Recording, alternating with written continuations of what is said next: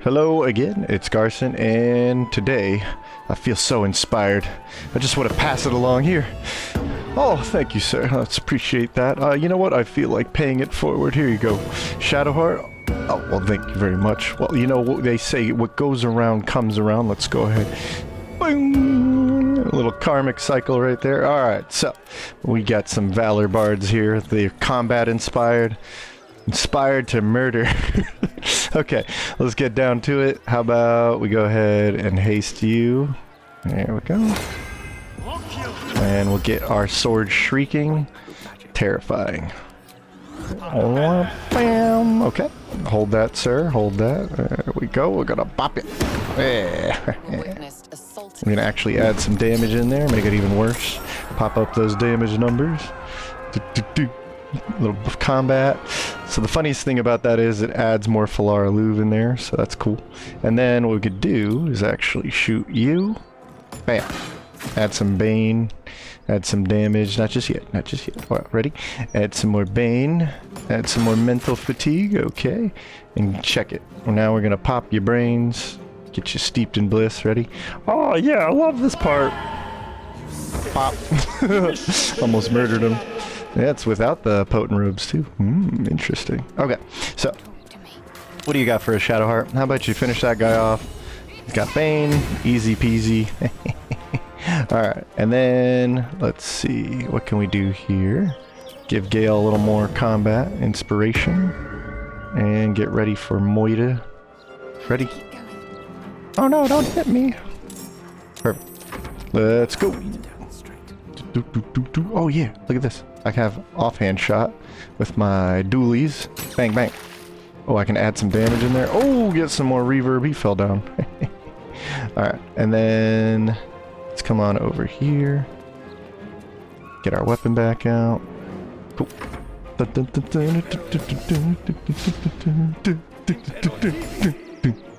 Warning player. Boom. Come on, robot. Nah, once again. Ooh, somebody's actually gonna hit us, huh? Okay. I got this. Ooh, let's just add that to our armor class.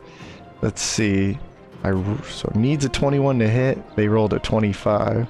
This is gonna add potentially enough to stop it. Bing. Oh, still hit me. Damn. Okay.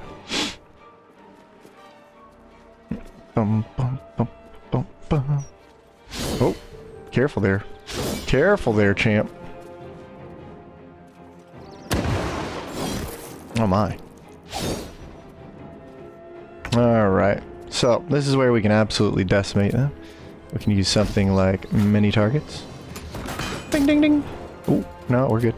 Ding ding ding ding. Oh, mental fatigue. That's wonderful. Here, let's do that again. We'll get some Bane on there. Ding ding ding. Alright, oh, no more ensnaring, so got you covered. And then how about walk on over here. Who's got some high HP? Oh yeah, we're gonna make it nasty. Ready? Get some steeped in bliss, and let's drop a level 4, and you're dead. Boop. Just break your brain. Oh no! We've got a serious problem on our hands here. Oh my gosh. Oh my gosh. I'm ensnared. Egads. So check this out. If we turn this off, right, we can hit somebody easy to hit. Let's hit the robot. Get some reverb on him. Cool. And now we can focus on a hold monster. Because we are a full caster, we can use a level 5 spell. Now we can turn this back on. Beat the crap out of him. There we go. Nice critical hit. Come over here. Alright, Shadowheart. Time to let loose some Spirit Guardians. Ba-ding! Okay. And we can even heal up. How about decent sized heal here? Bing! Alright. Oh no. You're still ensnared. It's okay. Ba, ba, ba, ba, ba, ba, ba, ba. You ain't hitting him. Oh, now you're definitely not hitting him because he got shield. Ooh. And he just burned.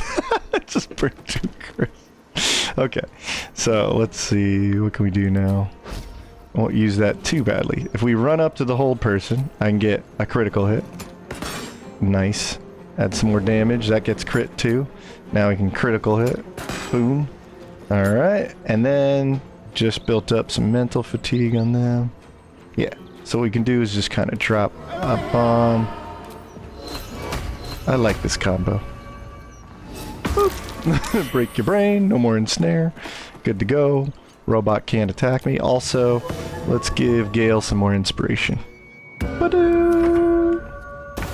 Oh yeah, we're loving it. We're loving it. Tell you what, let's poke him, poke, and another poke. Alright, and then we'll just walk over to here, and I will give myself another heal. Bing. Cool. And Gale's just gonna destroy this guy, but first, turn this off. Smack him. Oh yeah. Dead with that. And then... Immune to psychic, but we still got the vicious mockery, no big deal. Now I can turn this back on and he's dead. Cool. Alright, way to go team. Shadowheart, you might want to move. Smile. Kaboom! Alright. That was fun. I like this setup. I like this team. But what are we talking about? What is this team? So, here we go. We're talking about Valour Bards. Not Swords Bard? Why not? Well, we'll talk about it. Don't worry, I'll address the elephant in the room. Let me pull up the notes real quick. As always, real quick shout out to you guys. Thank you so much. You are my bardic inspiration. So, thank you for watching. If you want to support the channel, though, we'll talk about it later. I'm actually going to blitz through some things so we could actually get to these cool builds. But we're talking about the subclass for bards, the College of Valor, okay? And here's my little quick overview. So what we're going to do is there's some meat and potatoes here with talking about marshals and casters, what that means and how to hybridize them, and what's so important about that with the bard and the subclass, the valor subclass. So I'll go over bard real quick and the valor perks. There's not a lot of them, but then why it's good, and then I'll address the swords bard in the room, and then we'll go over build time. Okay, so if you're just interested in some builds, just skip ahead. I'll try and make some timestamps. I've been getting better at it, but for now, meat and potatoes is right here. Okay. Let's talk about marshals and casters. So Gale here is actually just straight up a level 12 bard, and because he's a swords bard, he's actually a mix of both a marshal and a caster. But let's break it down real quick.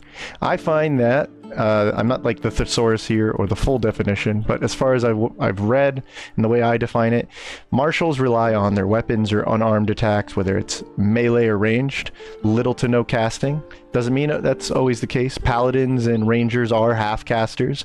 Eldritch knights and arcane tricksters are third casters, right? But marshals, maybe not rogues, but most get an extra attack at level 5. Now, extra attack's a little important in honor mode to talk about, because what this means is when you go to spend your action on an attack, because you have this martial feature of extra attack, what it's going to do for you is basically give you 2 attacks, okay? So you'll be able to swing with your action, and then you'll be able to swing again, okay? And you saw in that demo I was able to swing twice. But the thing about honor mode is, and this kind of brings up some of my points, there's some changes here. Like extra attack doesn't always work, or it doesn't work on every single action. It only works on the first green action you use in a turn, unless you have some other special feature there. So honor mode changes the game a little bit, and this is a big point for marshals, okay? Also a big point for why we would hybridize, okay? Marshals are usually about damage. Again, principle, not the exception here. So marshals, in my opinion, are very much damage oriented. That's why they get an extra attack, not extra cast, okay? So, marshals could be ranged, right? They could be melee. They could be unarmed, like Monk. But they're usually all about getting in there and attacking. Whereas casters usually rely on their spellcasting abilities. Cantrips allow them to get through the long rest period without spending their valuable spellcasting resource, the spell slots. But whether you do it through cantrips or through spells, right? Okay, you're going to be relying a lot on your spells and cantrips, okay? And you're not always just about damage. So lightning bolt is clearly some of the strongest damage if you know how to build for lightning damage. Disintegrate is clearly 50 to 100 power is insane if you can land this, right? So They're not just damage though, they're also about support and control. Support being things like combat inspiration, but the spells we're talking about here are like healing ward or setting up freedom of movement or outside of combat. Enhance ability is very powerful. Preventing your stuff from being, your allies from being charmed or frightened, okay? And then there is the more control-oriented stuff. So keeping hold person, like I was able to eliminate the threat of the Steel Watcher with hold monster. I could knock people out with Tasha's, effectively removing from a fight for a couple turns, or just silencing them so casters cannot spell or command, and so on and so forth, okay? There's also area denial. So if you want to get through this small circle, you'll have to go through guaranteed damage, like maybe this staircase, or even bigger radiuses, like there's the spike growth from druids, and so on and so forth, right? So area denial is also a sort of control. And then of course they rely heavily on their spell slots, and we're not going to talk about warlocks in this video, so we're just going to keep it more based on the traditional casters here. But warlocks are obviously one of my favorites and very interesting, but we all are talking about the more regular spell slots and how you use this across a long rest period, and you use your other resources to kind of, you know, keep it going. So hybrids, what we're talking about here is then mixing the martial and caster idea, okay? So you can still have a lot of weapon, unarmed combat, ranged melee combat, and your extra attack with your main hand weapon, right? And still be a full well, in our case, full caster, but usually you have to kind of mix the two and come out with some kind of compromise. When you mix the two, you probably don't have your full spell slots all the way up to level 6 once you're level 12 character, right? So that's where we end up with third and half casters. In fact, like I said, Eldritch Knights and Arcane Tricksters are what you call a third caster. They're getting their spell slots at a third of the rates. For every 3 levels, they'll get a like spell slot upgrade kind of situation. Half casters, similar. For every 2 levels, they'll be getting the normal upgrade to their spellcasting abilities and spell slots, okay? So, role compression is the name of the game when we're talking about hybridization, because instead of just being a martial or a caster, you're now both. So maybe now you can not only be a very powerful weapon attacker, but you can also be a very powerful control, right? And role compression is something I talk a lot about, and what's so important not only in multi-classing, but actually just building your character in general.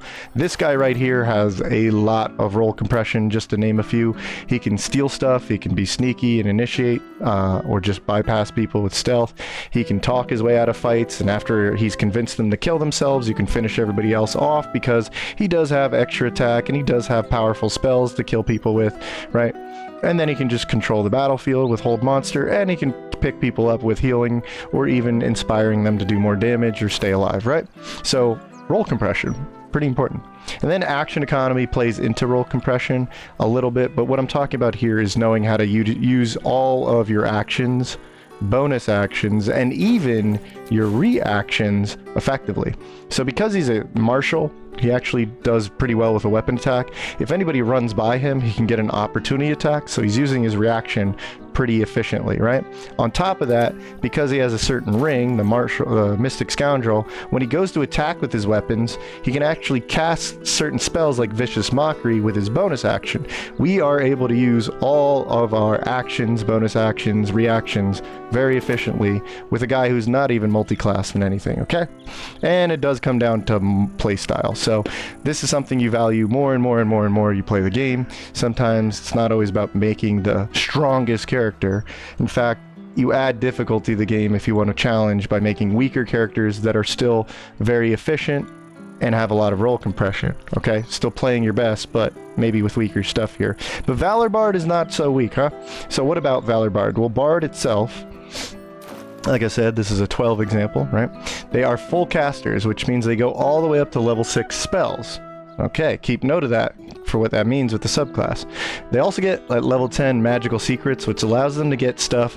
They essentially get to pluck a spell from another caster class, right? Like sorcerers or druids or whatnot. So they can get things like haste. They can even get things like spirit guardians. So say you didn't mix it like I did, you can actually grab something like spirit guardians at level 10 bard thanks to spirit magical secrets, okay? So this adds to their versatility, adds to their customizability, okay? right? And they are charisma casters. So what I mean by that is they use their charisma, and what you get on every even level up here, +4 to my spell casting ability. So they'll use charisma as the spell casting ability to make their spell save DC and their spell attacks higher, okay? And that's really good because it means they can also be really good at talking their way out of fights, but then reutilize that stat for combat and spell control and all that stuff, okay? They are learn casters, which is a bit of a weakness to their casting ability. This is what you get. This is what you see. This is what you get. Clerics, for instance, are what's known as known casters or prepared casters. They know all their spells. And so if they don't want something like Glyph of Warding, they would just swap it out. Okay, so just a difference there, by the way. Okay, so just be careful when you're leveling up. You know what you're grabbing. This isn't necessarily a huge downside, because if you know what you're building for, it's not a big deal. And as they level up, if they didn't need, say, Tasha's Hideous Laughter anymore, you could swap this out with a level 3 spell as you level up, right? So just know what you're getting into with that. Bardic Inspiration, this is a long-term and then short-term or short rest resource. So as you level up Bard, this will actually become a short rest ability, but just initially, what you get is this resource of Bardic Inspiration, and what it can do is add attack rolls, which is your accuracy. You can add saving throws, keep you from getting hit by dangerous spells, or it can actually add to your ability checks. So if you were to, if you had a thief on your team, you can even add to something like a sleight of hand, or you could add to your dialogue, but you can't use it on like yourself, basically. Okay, so you have to add it to somebody else's role. So say Shadowheart here was in a dialogue, I could pre-prep her with this, or I might even have the dialogue option to just use Gale's Bardic Inspiration, okay? So it's very useful resource, especially because it keeps coming back on short rest. The more you, once you invest enough into Bard, I think it's level 4 or 5, comes back on short rest. Don't neglect it, it's very powerful. And in combat, it's a bonus action, so that's also really powerful too. Alright, and then Song of Rest. So I think we all know that short rest period is very powerful. Like fighters get their action surge back. Monks get their key points back on short rest. So adding another short rest to your repertoire, to your team in a long rest, is kind of powerful. And bards get that, I believe, at level 3 or 4, something like that. But yeah, a little bit of bard, especially by the time you have your subclasses, you're gonna have Song of Rest, which is a whole nother short rest. That's what it is. That's all it does. Okay, so expertise, I can't stress enough how good expertise is, but you do get expertise. It's not very common on the classes. Rogue and bard get it for just about anything you want to spec into. Okay, bards get it on their 3rd level though, and depending on the subclass, even more. Alright, and then there's the subclasses themselves, and just keep in mind in reference to Bard, when you choose a subclass, let's think about what you're giving up, another subclass, right? So if we go Valour Bard, we're not going Lore Bard, which is more caster heavy, and Swords Bard, which is more combat heavy, or martial heavy, okay? So Valour Bard is something in the middle, and about Valour Bard, what perks do they get? Ready? At level 3, you'll pick Valor. You will get the capability to use medium armor, which is very good. We'll talk about it. Okay. You'll be able to use shields, which you weren't able to use before. So Asterion here, he's able to use a shield like the Sentinel Shield, which gives 3 initiative and 2 armor class. So 2 armor class is typically what you're getting. All right. And martial weapons. So you can carry things like a Herald. So now you can use your crossbow. Now you can use a long sword with proficiency, and so on and so forth. Okay, so martial weapons, you get any weapon, shield, and armor combo you can think of beyond heavy armor. You're pretty much covered. It's pretty stacked right there. You also get combat inspiration. So combat inspiration upgrades your bardic inspiration, and now you can add to armor class.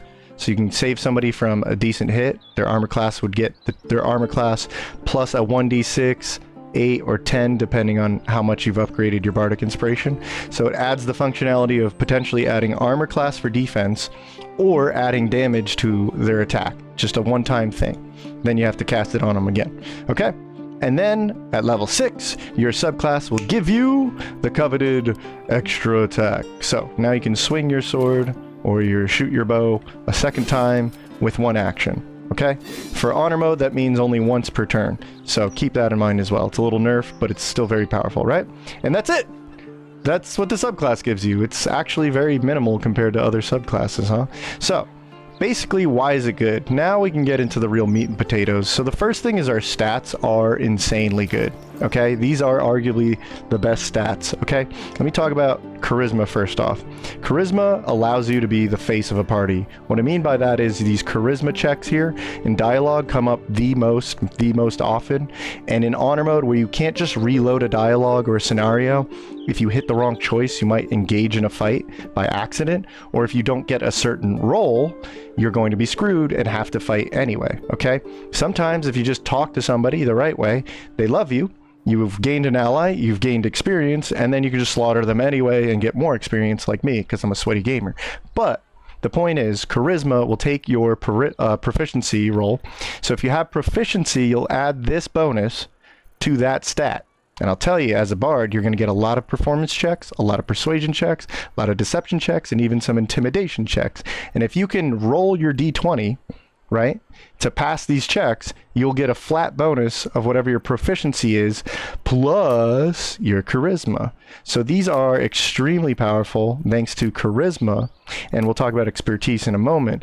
But yeah, charisma checks in general are huge, and the fact that you're using this outside of combat in order to influence people and stay out of combat, still pick up experience and level up, very, very good, especially on honor mode, okay? Then you get to reutilize it as a casting spell stat. So the more you raise it, the more accurate you are with spell save DC and spell attacks respectively, okay? So you are a charisma caster. That means you can land Vicious Mockery or Thunder Wave or Hold Person. You saw how powerful it was on the robot. I was able to hold a monster down and then whack him with my sword. So very, very useful stat, okay? Arguably the best stat. Probably is one of the best stats. Okay. I mean, not probably. It's definitely one of the best stats. I can tell you from playing the game a bunch. All right, but Dex is, in my opinion, the best stat. So a focus on Dex right out the gate. And the reason we know this is a focus is your proficiency bonus from playing Bard. Choosing it on your first level, you have a proficiency bonus there and a proficiency bonus there. So it's adding that proficiency to your saving throws, okay? Dexterity is a huge focus for bards just right out the gate, but once you go into a combat bard like Valor, okay, you now have so much because you're using the full extent of dexterity. Let me tell you, from the offensive side, you get all ranged weapons must use dexterity. It's your accuracy and it's your damage, okay? You get a flat bonus from however much dex you have. So in our case, 18 equates to 4 dexterity, okay? That means we have 4 more accuracy and 4 more damage on our ranged weapons. But there's certain melee weapons that are also finesse weapons. This means they'll use that dexterity bonus instead of strength as their proficiency, as their bonuses, right? So our melee weapons can also get dexterity bonuses to accuracy and damage. So on the offense, we're good at melee and range. We're covered, right? So when it comes to being a marshal, we're great, right? What about defensive value? Marshal or not, you want armor class, okay? So dexterity, depending on the armor you wear, will give you a bonus. Again, if we're 18, that's 4. We have a +4 to our dexterity, from our dexterity to our armor class. And this prevents us from getting hit from normal attacks, you know, like those ranged and melee weapons. So we're good on defense, right? But even better, what about those dangerous spells like Lightning Bolt or Disintegrate? Disintegrate will literally do no damage if you get the dexterity saving throw. So this dexterity saving throw has not only proficiency from the class, but dexterity bonus on top of it and anything else you can add. So if you dodge this dexterity saving throw on a Disintegrate, you take no damage. Same thing with Lightning Bolt. If you dodge this, I think Lightning Bolt is a half damage. So it's way better than taking 8 to 48. It's now 4 to 24. Way, way, way less damage because you can dodge spells, okay? And dexterity is some of the most popular dangerous spells enemies throw at you. So defense and offense is covered. Do you know what? On top of both of these, dexterity gives you an initiative bonus. This puts you usually at the start of the round of combat. In other words, it's your turn order when a round starts, okay? If you're first to go, not only is that a defensive benefit because you get the hell out of dodge or strike first or just move and not get hit by a spell, but it gives you an offensive benefit, right? You get to strike first. Obviously, that's great. And if you know how to surprise opponents, initiative is everything.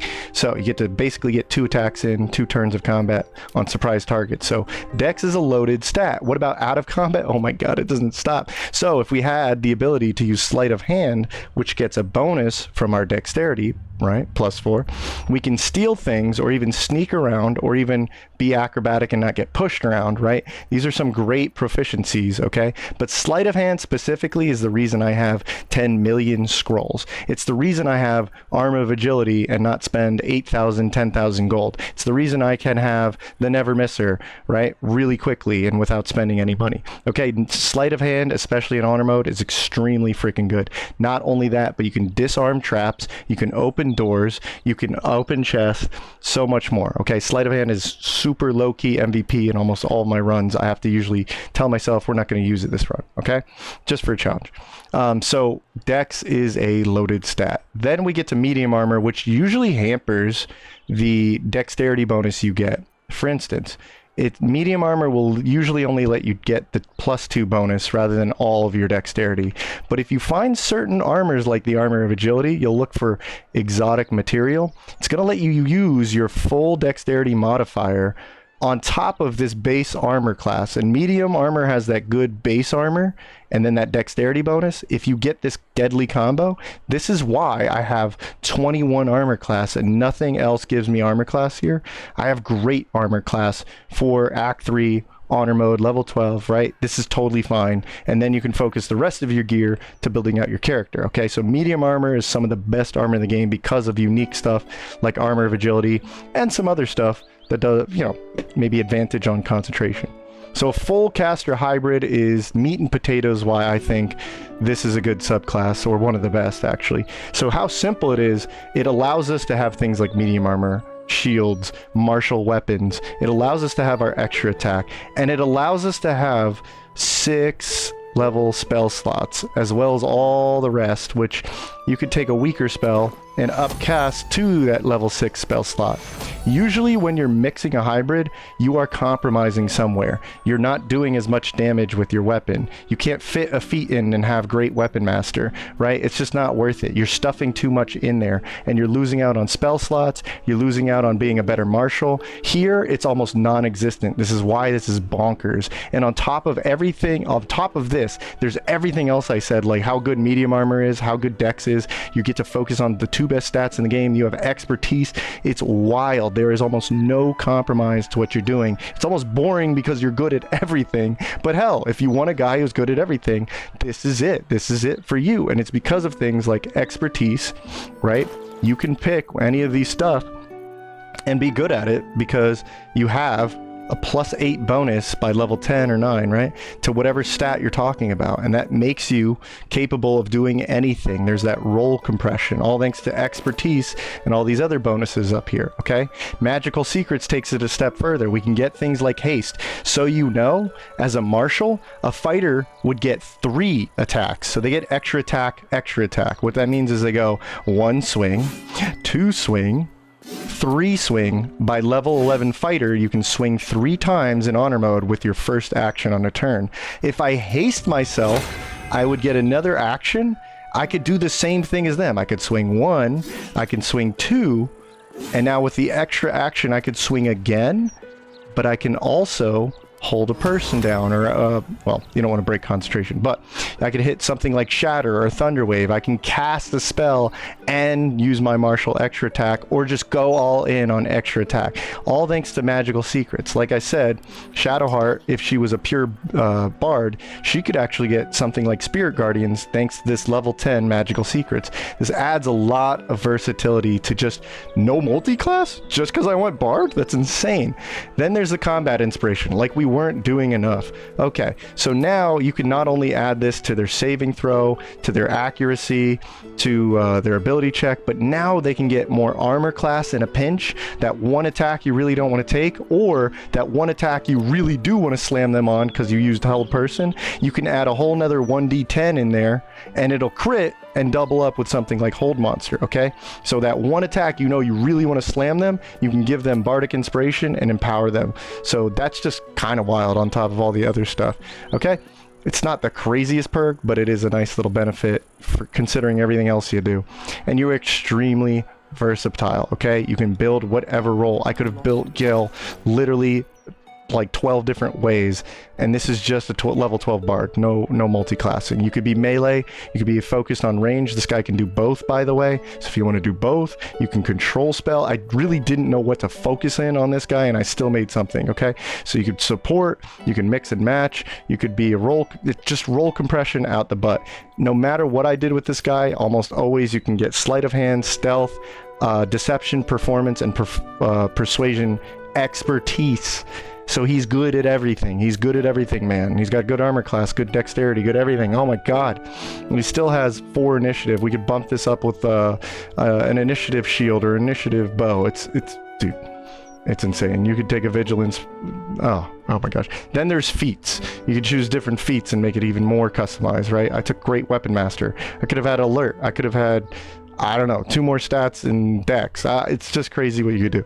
Okay, and just the roll compressions out the wahoo. I've talked enough about this, so there's no need to multi-class just with something like this because of everything you can get with it. I can't highlight this enough. This is one of the perfect examples of me championing.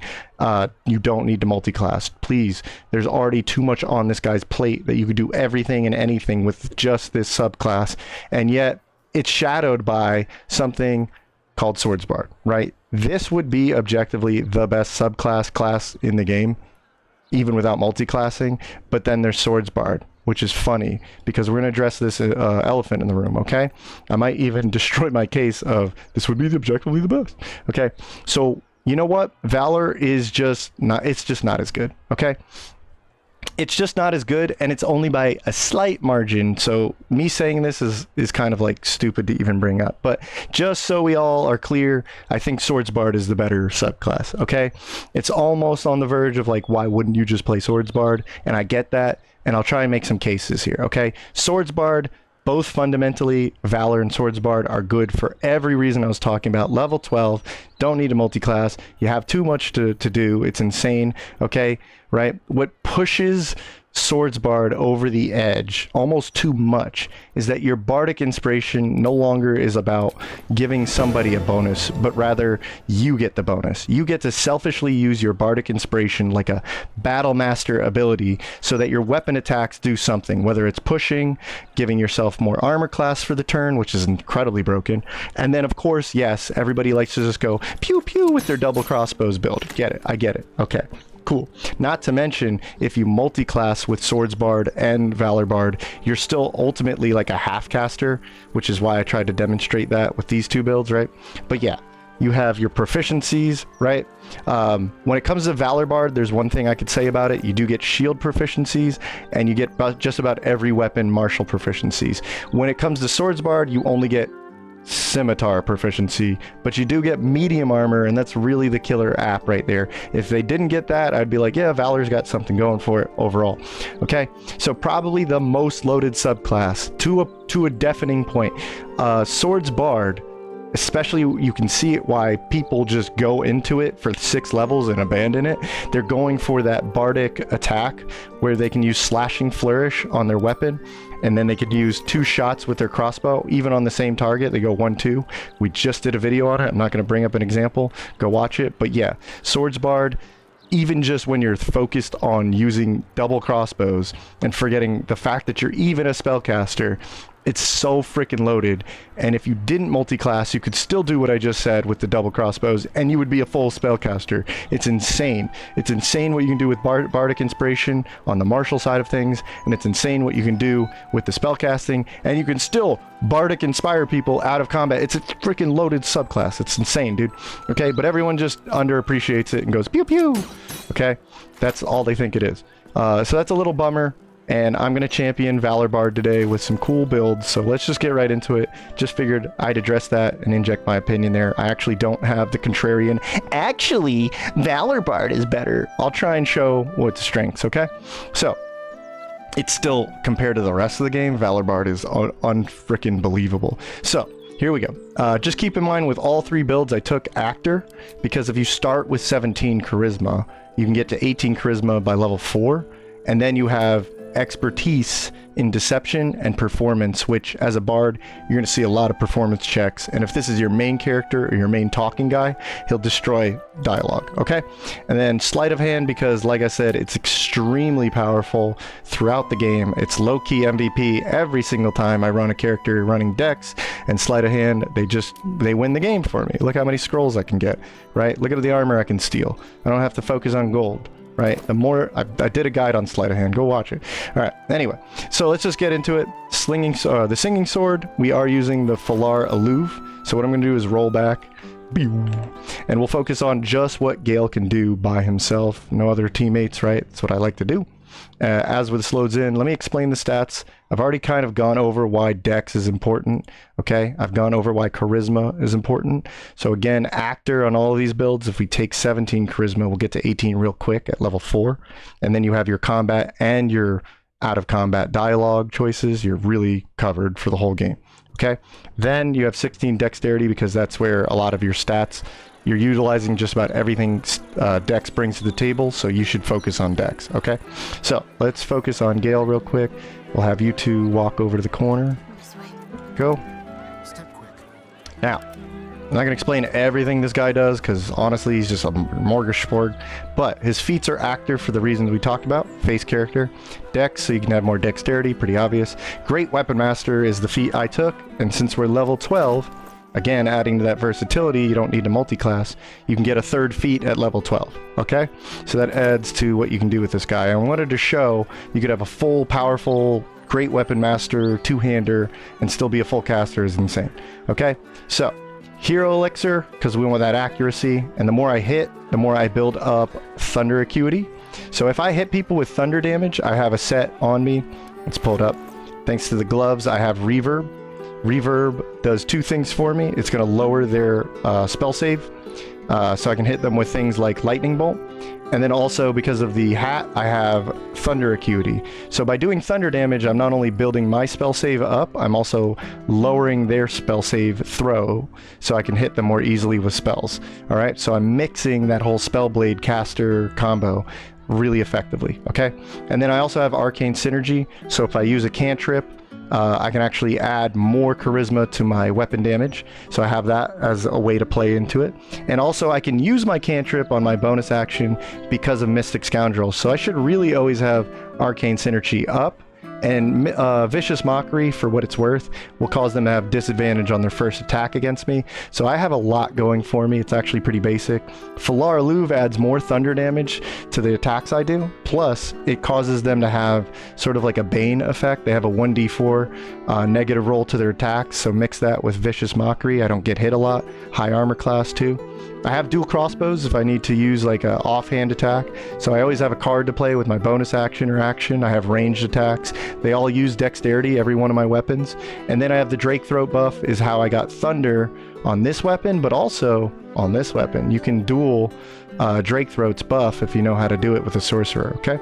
So yeah, we build up spell save DC by attacking. So this number up here will go up as I attack with my weapon, which means I also lower their physical saves on the dex side of things.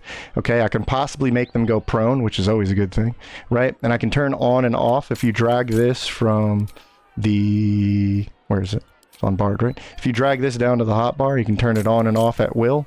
So if you don't have the accuracy, just turn it off. You'll lose the power, but whatever, at least you hit them. And then Shriek is damage and debuff. So when we shriek the sword, it does two things for us.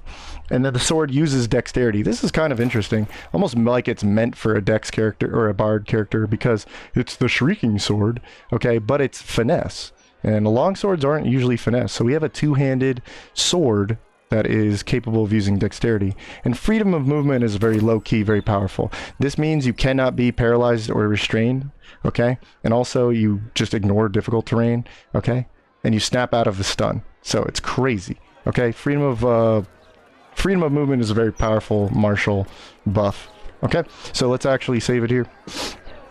I'll just show you what this guy can do on his own. He's already buffed out with heroism, long strider, and freedom of movement. There we go. And let's go ahead and get... actually, I want to show you the Mystic Scoundrel stuff that I can do, okay? So when we want accuracy, we can turn off Great Weapon Master, and also, let's go ahead, Shriek the Sword. This adds more thunder damage to our attacks. Let's pause so he doesn't run away from me. Alright, so the first hit, get a slam. Look at that. Put up some damage numbers here. Oh, well, you can't see it, but...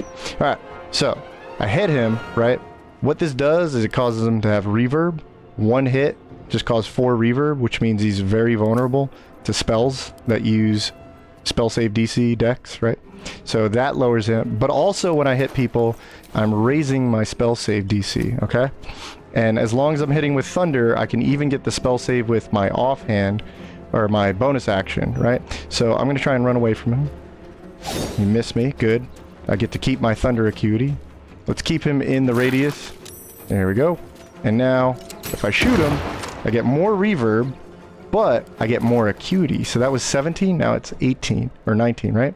That's crazy, because I just used my bonus action and my action to get more spell save while doing plenty of damage to this guy, and it's only making me stronger. Wait until next round, okay? Let's actually keep the physical weapon out, or the melee weapon out. You stay back here. Don't mess with them. You're gonna get wrecked. Okay, good. All right, so we won't use Shadowheart's ability. Nope. It's a crazy range on that. All right, he comes in. He takes a little reverb thanks to that combo of reverb and shrieking sword. Okay. Now, here's the thing I was trying to show you. If I use a weapon attack with my main action, I still get another attack. I cause reverb. My acuity is just building up to absurd levels, okay? But also, I can use my cantrip now with my bonus action, thanks to my ring. Alright, so I do a little extra damage. I get more reverb in there. And on top of that, I can now hit even harder with Great Weapon Master turned on, and Arcane Synergy is adding +4 damage to my weapon. So this guy is gonna really hate life. Here we go. Okay, now he loves life because I missed him. But yeah, I get to keep that Arcane Synergy for 2 turns. So there's another... Ooh, wow, saved him. And he's just gonna jump back in here and get reverb. There we go. And if they don't hit me, because I have the high armor class and the vicious mockery, right? I get to keep my arcane acuity, so it's up to 19 here. Alright, so I hit harder thanks to arcane synergy. Okay. Oh, he hit me. Damn. Son of a gun. There we go. And then with my bonus action, because I have that ring, not only can I use my vicious mockery, but I already have arcane synergy. What I'm going to do is just cause this guy to laugh his head off. And I can hit accurately because when I'm hitting with my weapon, I'm more accurate with my spells. So I've mixed the caster and the marshal together perfectly. Oh no, I've lost concentration. Okay, maybe it wasn't that perfect because I lost concentration. That's where Asterian's build's going to come in. But yeah, if you can see, I can also give myself a little healing too with my bonus action, or anybody else. Keep myself in the fight. I could just use a potion, but at least this way I could pick somebody up directly with that, if not use it on myself. I can also just use something like Shatter, because I am a spellcaster. There we go, causes reverb because it's thunder damage. That guy's dead. This guy's knocked down to the ground. Bum, bum, bum, bum. Oh no. And then we'll just finish him off with a hit. And he's done. So yeah. Not the most crazy, most powerful solo build, but I also got a little unlucky there. But okay, fine. Let's see what Asterian can do real quick. So let's move on to Asterian. This one I feel is very powerful. In fact, very low-key powerful. Asterian is on the crossbow, concentration. Okay, this is actually a mix between a Valor Bard 6, so you get the extra attack on your weapon, on our crossbow, but it's also a Sorcerer 6 because we're able to use meta magic. We get to keep using our spell slots all the way up to level 6, right? And a few other cool benefits like flying around when we cast spells. Okay, so let's bring him in here. Again, he has Actor, but because we multi-class, we only get 2 feats. We can still do a lot with that because of what all the other benefits we already have. All right, so let's save this real quick. So his stats starting off were Dexterity 16 and Charisma 17. Sorcerer is also a Charisma caster, so we'll just take Actor and we'll take 2 Dexterity and we're good to go, right? Thus, we get this beautiful build here. So what's amazing about this is Supreme Defense is a very low-key, amazing robe. It's going to give you 1 armor class when you concentrate, plus it's going to add this +5, this monstrous +5 to all of your saving throws, okay? And because we have this amulet, we have way more HP than we normally would have because our constitution goes to 23. So then it also adds advantage on our constitution saving throw, which is your concentration. Okay, so we have a +7 plus the 5 from charisma when we're concentrating, plus plus advantage, so we're always going to keep concentration on this. So this guy is decked out for haste. Okay, that haste bonus I was talking about, we can attack twice with our ranged weapon, and if we want to, we can attack a 3rd time, or we could just cast something else like a spell. Okay, on top of that, Rhapsody gives us a bonus to all of our damage and accuracy almost, right? This gives us more initiative, so that Dexterity plus this shield gives us 7 initiative. And Herald is a very, again, low-key, very good weapon that people don't seem to understand how good it is. You can possibly bane targets with this when you shoot them with an arrow. So if you use things like Arrow of Multi-Target, you can not only bane them, okay, because that's what the weapon does, but you can use a coating of accuracy, making it even more accurate, okay, because you're not wasting it on a coat of Bane.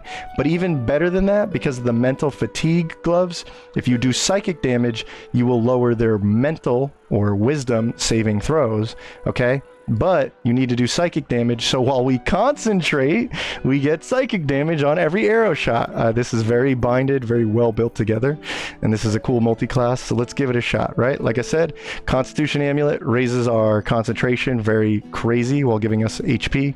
Mental Fatigue is going to make it easier to land Whispering, Dissonant Whispers or hold spells. Strange Conduit Ring gives us the psychic damage on weapon attacks. Rhapsody is just good, and Herald is a very cool weapon that adds Bane, once again lowering their ability to ignore our spells, okay? And then we have the Charisma hat, so we're able to get 20 Charisma. So keep in mind with the notes here while I go to town, this is a very, very efficient build. It's insane. All right, let's go ahead and shoot you. Oh shit, I forgot to haste myself. Alright, whatever. You can see how weak I am with our 19 armor class, and see what happens when I haste myself. Oh my, shield blow. This guy also has some good reaction abilities like shield and counterspell, so keep that in mind too.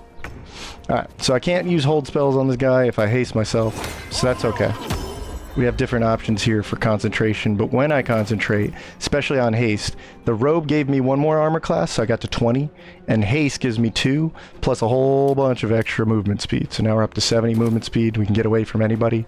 And if we shoot this guy, he has Bane, and he has Mental Fatigue, which is funny because, go ahead, right? I can shoot him, whoop, shoot him again, just like a normal marshal.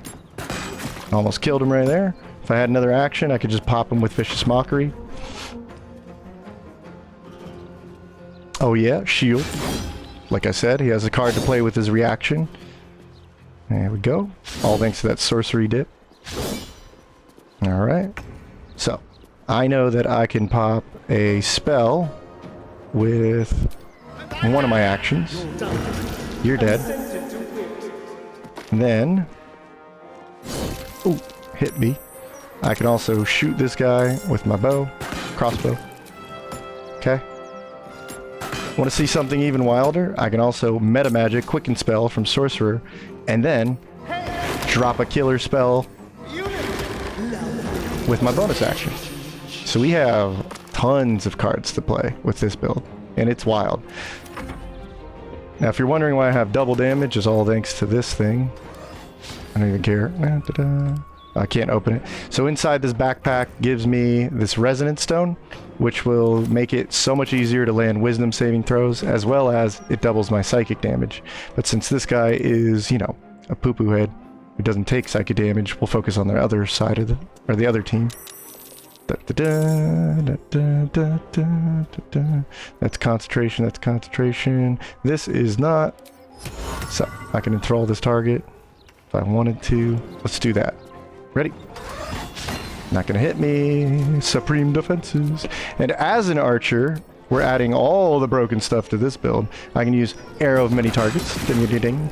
They all got mental fatigue, and if we're lucky, we got Bane too. So this guy really, really would hate it if I use something like, oh, I don't know, this spell. Yep. And then we can also just hit some more multi-targets. Ding, ding, ding, ding. They're all taking some psychic damage, doubled up. Oh man, this build has it all. Once again, we can drop another nuke. How about we bring it up a notch, really kill you? Bonk. Thanks to that meta magic. Oh no, I got knocked out of concentration. So on the off chance you do get hit and go prone, you're in trouble. Oh no! What do we do? Well, I'll tell you what we do. We sit here and take it like a man. I don't think he's gonna lose, do you? Uh-oh, he got me. Okay, that's fine. So, what we'll do is just haste up again. What are you gonna do about it? There we go. And we'll add Bane to both of them. I can still hit you. Oh yes, I can still hit you. And you are almost dead. I still have my bonus action, so we could grab a heal. We always have a card to play. That's what we were looking for last time. Got some shield with my level 1 spell usage. Oh yeah. Oh man. How'd you get me through that shield? You son of a gun. Uh-oh. Oh no. I see, I see. So, what we'll do is pop you with a cantrip. The brain just broke. And I'll just sit you. So if I had a construct arrow, I could just keep rapidly shooting him down. There's nothing he could do about it. Alright, cool. Swoop. So yeah, if you saw there, I had high spell save DC. I had debuffs to make it even more likely that I would hit them, Bane and Mental Fatigue. I had Arrow of Many Targets, so you just abuse being the fact that you're a Dex user and a bow user. It's insane. You're a Haste abuser, so you have tons of things you can do with Haste. Cast spells, you could even meta magic. You had Concentration Master, so it was very hard to knock me out. I got lucky there, but with shield and a high armor class and the concentration, it's like I took hits and it didn't even matter. All right, and there was also the psychic nuke. So if you raise this up, because you're a full caster, you can make some serious damage. Remember, psychic damage is doubled thanks to the Steeped in Bliss condition, okay? So do not overstuff a build. As you can see, I do not have Arcane Synergy. Right? Whether it was the helmet or the ring. I do not have Arcane Acuity. This is high enough, especially with the Battle Mage Elixir. Okay? So this guy's already loaded with the most OP stuff already. Okay? So just keep that in mind. Don't overstuff a build. Alright? And let's take Shadowheart out for a spin. This one's more experimental. Just to kind of prove a point. Because you are a full caster in this combo, with Cleric and Bard, you still have your extra attack, which is something Cleric does not have a subclass for. Not even War Cleric can do that. Okay? And now, this is very interesting. You are a mix between Dex, Wisdom, and Charisma, so you're a bit of a stat man, is what I like to call it. So if we go Valour Bard, you can evolve yourself into a Cleric at level 7 and start going into that route, and you'll still have your extra attack, and you'll still be a full caster, and you can start using Wisdom and Charisma and dialogue checks, and you bit of a stat man. Okay, so you'll actually take no dexterity, play the game up to a little bit of the end of Act 1. You can get these dexterity gloves. That's how I got 18 dexterity, one of the best gloves, but we already talked about why dex is good. And you have Wisdom 16 and Charisma 17, and we know why, because we take Actor, but now we'll take 2 Wisdom because we already have 18 dexterity from the gloves. All right, and what do the gloves do for us? We got Initiative, right? We got Armor class, and we do have some dexterity weapons.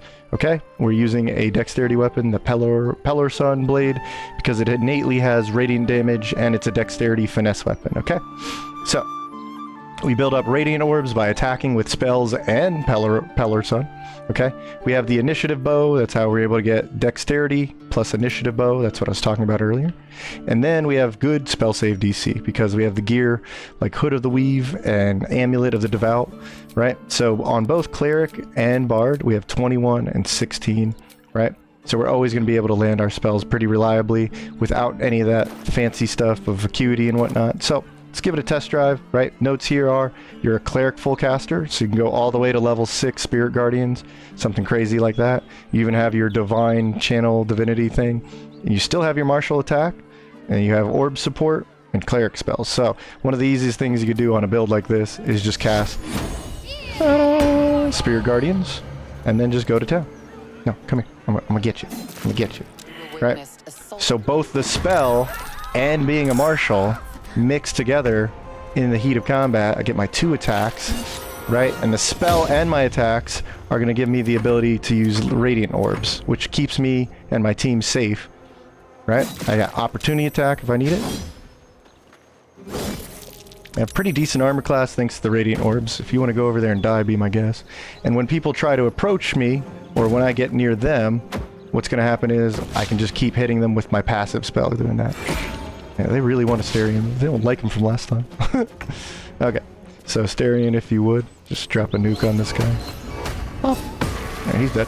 Anyway, so, like I said, walking up to someone does damage, and now poking them does damage, and we can poke them twice. And if you know anything about piercing damage, you can do double piercing damage if you have the right gear and setup. Okay. Warding Flare because I went Light Cleric. Oh, he broke my concentration. Darn. Oh well. Because I have Hold Spell, I can also probably reliably hold you down. Okay. And then I could cast maybe Sanctuary if I needed it. Keep myself safe. So now no one can touch my concentration on that guy, so the rest of the team could beat him up. Okay. And then if I think I'm safe and good the next turn, I can break my Sanctuary and go up to that very same guy and be like, hey, guess what? You're dead. Yeah. Woohoo! Isn't this fun? Woo! I hate you. So you have a good mix between both, and Cleric honestly makes Honor Mode very easy because of things like Sanctuary, Utility, Spirit Guardians, Radiant Orbs, all that stuff. So I'm just trying to show you a more experimental mix and how cool it would be to be like a pretty good Bard and then evolve it into like a Holy Bard or a Radiant Bard. Okay, so that's going to do it for the builds. How do you play these? Well, come watch the streams. Right now, I don't have a Bard on the team. In fact, I think our Warlock is our Charisma character, but sure enough, I definitely want to run something like this. This is why I like doing videos like this. I end up creating monsters like this guy. Holy crap. But even Gale in his own right is a powerful, easy character to build. All right. And if you need help kind of learning how to play these builds, come watch the streams. Because as I play through Honor Mode, you'll pick up tips and tricks anyway. And the more people we have in the stream, and the more fun we have in the first place. So I play on Honor Mode. I feel like everything I say kind of trickles down the other difficulties, but I really want people to play Honor Mode. That's why I try to go so in-depth and deep dive things like this. But if you have questions or you have your own tips and tricks I can learn from, just leave it in the comments or come into the live chat during a stream. And when I'm not like hyper focused, I'll try and answer it for you, help you out, because I just like doing it because you guys are my sponsors. So thank you so much. I appreciate you watching, especially if you made it all the way through this long video. What are we at? Oh god. Alright, so let's end it now. Member support is a go. I appreciate the members lately. It's been awesome, but all I need you to do is just if you saw something good in my video, it helped you out in Baldur's Gate 3. That's what matters to me. So thank you so much for watching. Until then though, I'll catch you in the stream. I'll see you in the next video. Bye.